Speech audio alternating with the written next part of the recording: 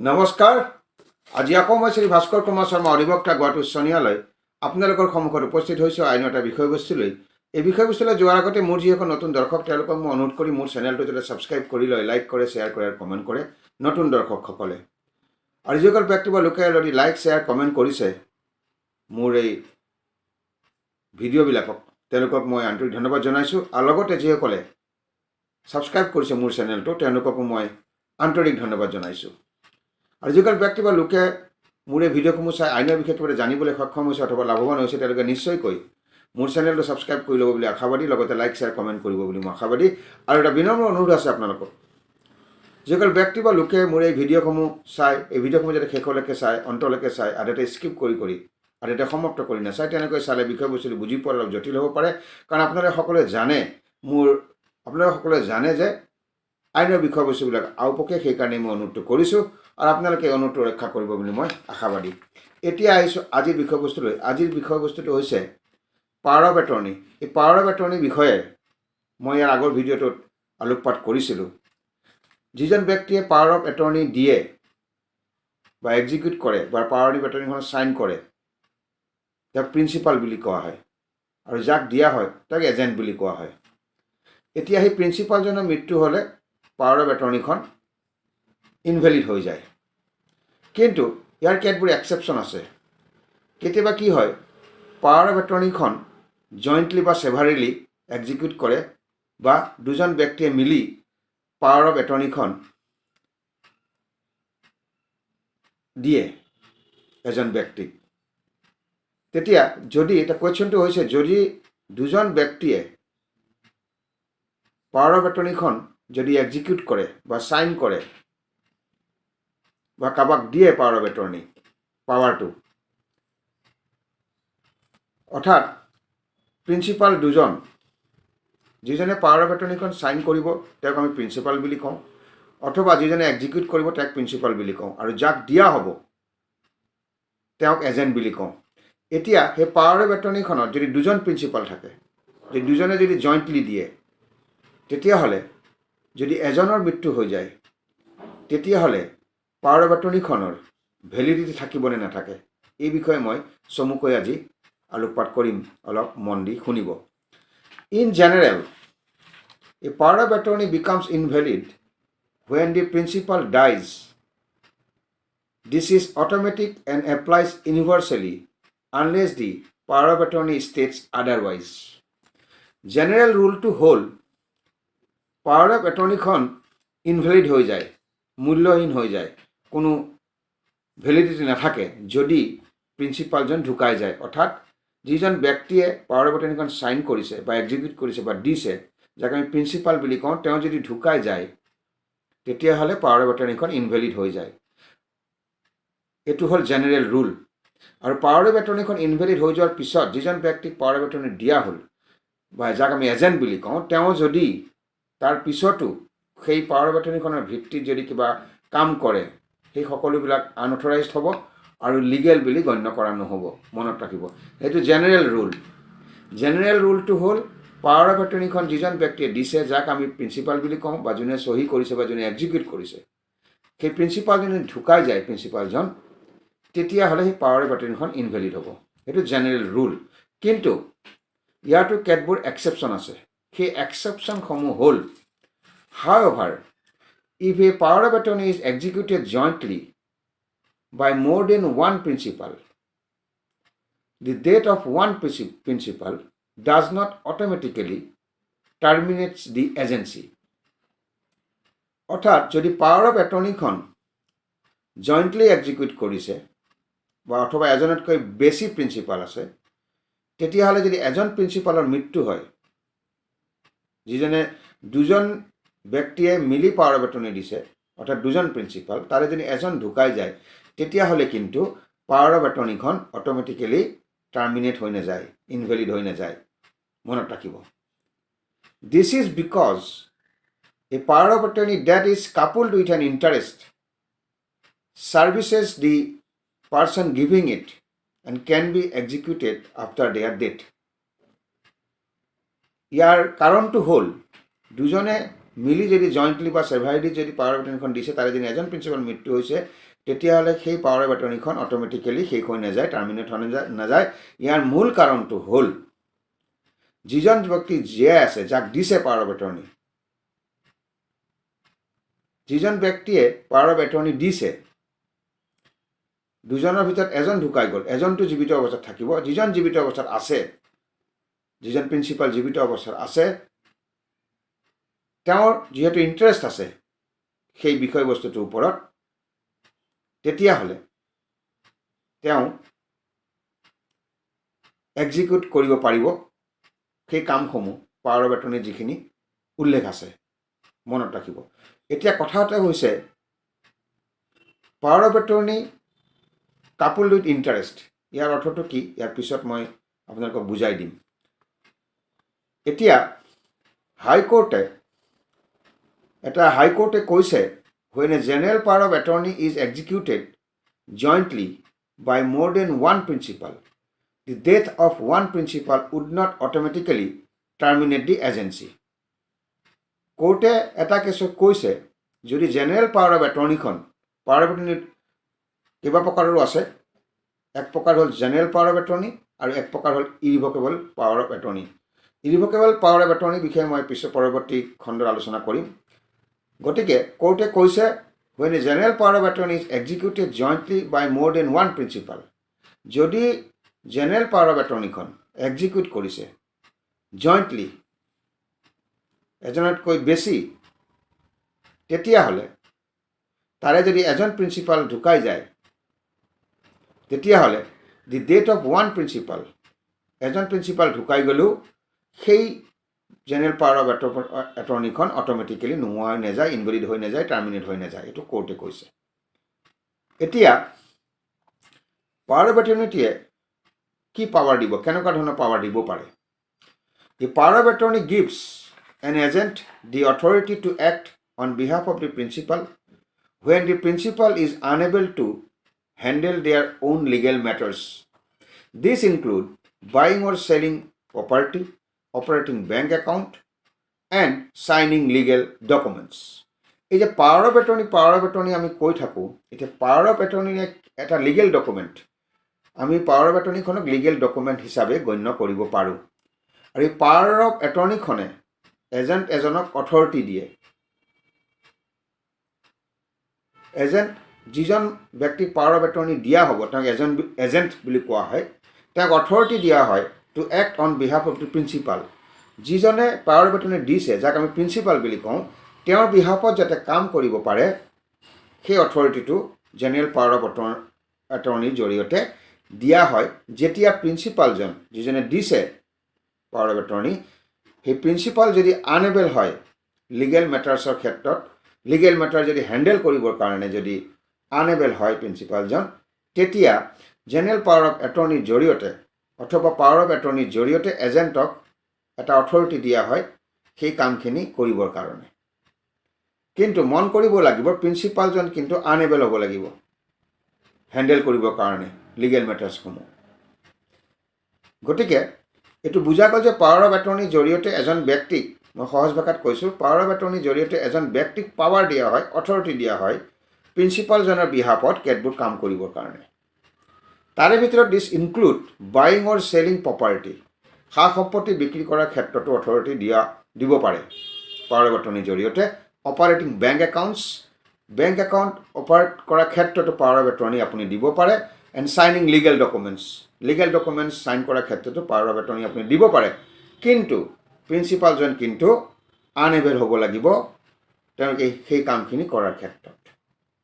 এতিয়া জেনেৰেল ৰুলটো আপোনালোকে গম পালে যে জেনেৰেল ৰুলটো হ'ল পাৱাৰ অফ এটৰ্ণী যদি প্ৰিন্সিপালজন ঢুকাই যায় তেতিয়াহ'লে অট'মেটিকেলি পাৱাৰ অফ এটৰ্ণীখন ইনভেলিড হৈ যায়। ইনভেলিড হৈ যোৱাৰ পিছতো যদি এজেণ্টজনে সেই পাৱাৰ অফ এটৰ্ণীৰ ভিত্তিত যদি কামখিনি কৰি থাকে, সেই কামখিনি কিন্তু আনঅথৰাইজ হ'ব আৰু ইলিগেল হ'ব আইনৰ চকুত। মনত ৰাখিব। কিন্তু জেনেৰেল ৰুলটোৰ বাহিৰেও এটা এক্সেপশ্যন আছে। কেতিয়াবা যদি পাৱাৰ অফ এটৰ্ণীখন জইণ্টলি বা সেভাৰিলি এজনতকৈ বেছি লোকে জইণ্টলি বা সেভাৰেলি যদি পাৱাৰ অফ এটৰ্নিখন এক্সিকিউট কৰিছে, সাইন কৰিছে, বা প্ৰিন্সিপাল যদি এজনতকৈ বেছি হয়, তাৰে যদি এজন ঢুকাই যায়, তেতিয়া কিন্তু পাৱাৰ অফ এটৰ্নিখন অট'মেটিকেলি টাৰ্মিনেট হৈ নাযায়, ইনভেলিড হৈ নাযায়। সেইটো এটা এক্সেপশ্যন। এতিয়া সেই এক্সেপশ্যনখিনি কেনেকুৱা ধৰণৰ হ'ব পাৰে? Irrevocable power of attorney, irrevocable power of এটৰ্নিৰ ক্ষেত্ৰত এই এক্সেপশ্যনটো প্ৰযোজ্য হয়। অৰ্থাৎ if the power of attorney is irrevocable, যাক বাতিল কৰিব নোৱাৰি, and executed for valuable consideration, it may remain valid after the principal death. গুৰুত্বপূৰ্ণ কথা, এক্সেপশ্যনটো মনত ৰাখিব। যদি কোনোবা ব্যক্তিয়ে ইৰিভকেবল পাৱাৰ অফ এটৰ্নিখন দিছে, সেই ইৰিভকেবল পাৱাৰ অফ এটৰ্নিখন কিন্তু বাতিল কৰিব নোৱাৰে যদি সেইখন এক্সিকিউট কৰে কেতবোৰ ভেলুৱেবল কনচিডাৰেশ্যনৰ কাৰণে।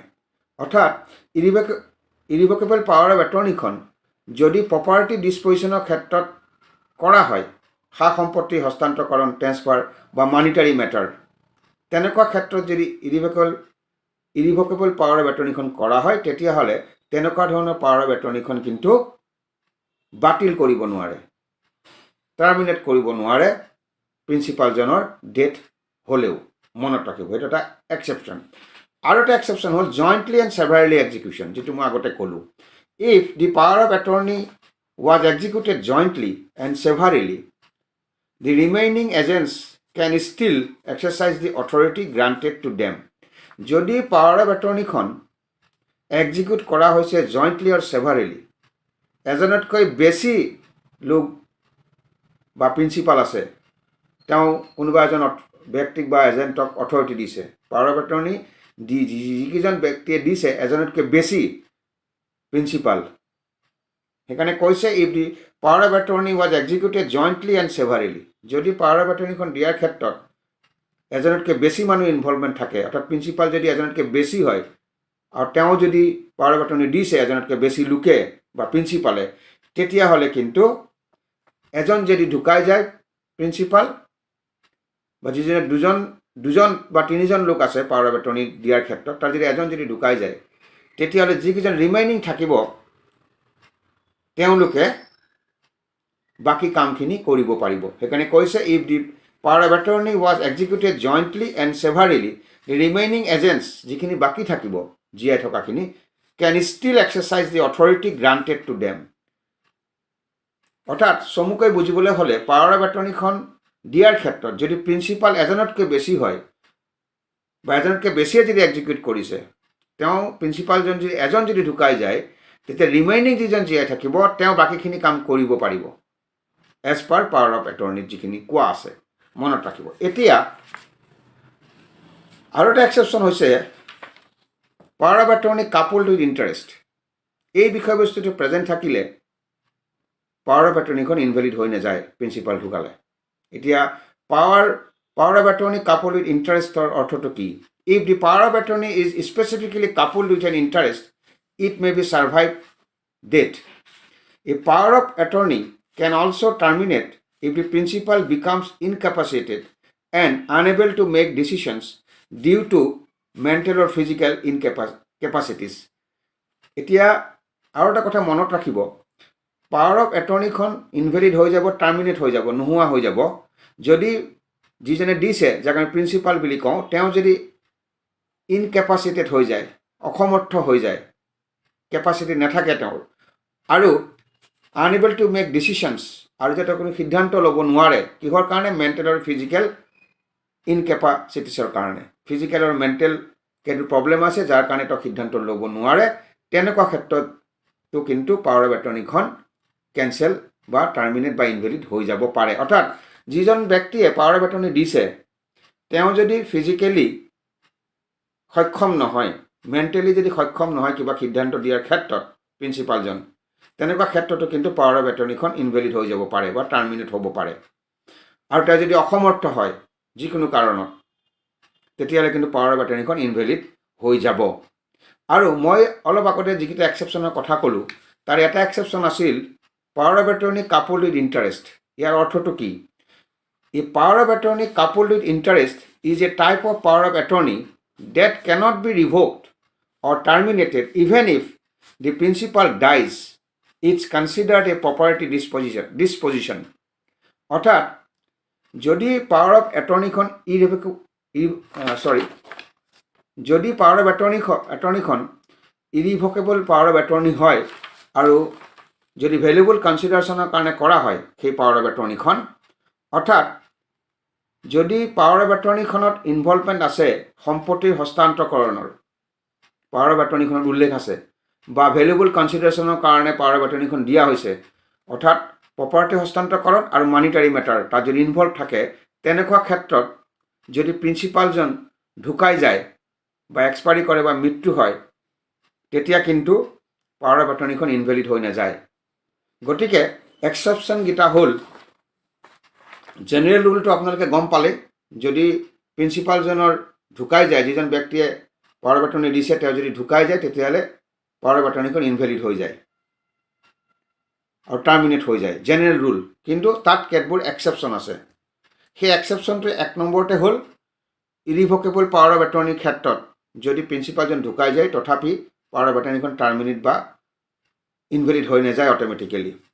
আৰু জইণ্টলি আৰু সেভাৰেলি এক্সিকিউশ্যন, যদি পাৱাৰ অফ এটৰ্নি প্ৰিন্সিপাল এজনতকৈ বেছি হয়, যোনে দিছে তাৰ যদি এজন যদি ঢুকাই যায়, তেতিয়াহ'লে জীয়াই থকাজনে বাকী কামখিনি কণ্টিনিউ কৰিব পাৰে in terms of power of attorney, মনত ৰাখিব।